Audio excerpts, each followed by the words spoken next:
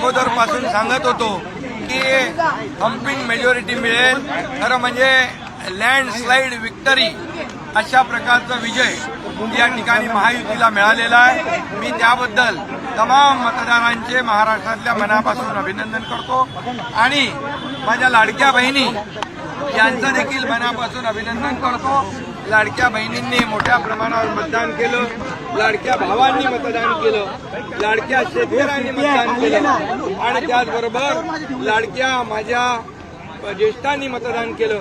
समाजातल्या प्रत्येक घटकाने या ठिकाणी भरभरून महायुतीला मतदान केलं।